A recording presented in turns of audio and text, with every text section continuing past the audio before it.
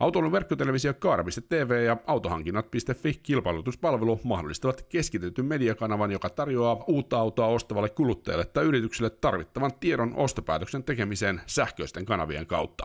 Kilpailutuspalveluita tarjoava autohankinnat.fi-palvelusivusto sekä autoalan mediasivusto Kaara.tv ovat sopineet helmikuun alusta alkavasta yhteistyöstä.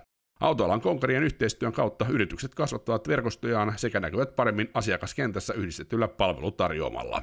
Yhteistyön kautta Tenderit Oy ja tuotantotalo Samuus Oy laajentavat asiantuntijuutta vahvasti kasvavilla verkkomarkkinoilla ja tarjoavat näin keskitetyt sivustot yritysten ja yrittäjien yritysautojen valintapäätöksiin.